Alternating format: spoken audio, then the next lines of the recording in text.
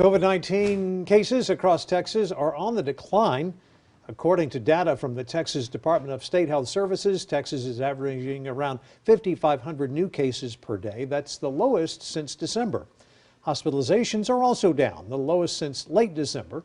Meanwhile, the positivity rate is a little bit higher than 8%, the lowest since late November. The United States Supreme Court could soon weigh in on Governor Greg Abbott's executive order banning local entities from issuing mask mandates. And this comes as the governor finds himself really above water in the polls when it comes to his handling of the pandemic. And as KXAN's Daniel Marine reports, this is creating a challenge for the governor's political rivals, desperate to land a damaging blow in front of voters. With election season underway, Governor Greg Abbott has left his primary opponents with little ammunition when it comes to COVID-19. According to fresh polling from UT Austin's Texas Politics Project, of the 1,200 registered voters questioned earlier this month, 45% say they approve of the governor's handling of the pandemic, while 41% disapprove. His approval jumps up to 73% when looking at Republicans only. You know, his initial handling of COVID and the way that it irritated elements of the far right of the party helped generate some of his primary opposition that we see now, particularly Don Huffines and Allen West.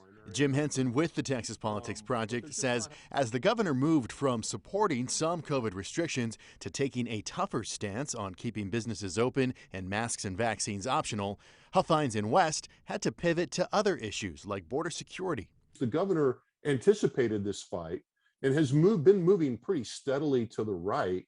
And while Abbott's COVID policies remain deeply unpopular with many Democrats, political science professor Brian Smith says don't expect someone like Beto O'Rourke to try and use the pandemic to score points with voters. So if you're going to defeat Governor Abbott in the fall, somebody like Beto O'Rourke has to come up with an issue that really resonates with all Texans across all party lines, not just Democrats. Daniel Marin, KXAN News.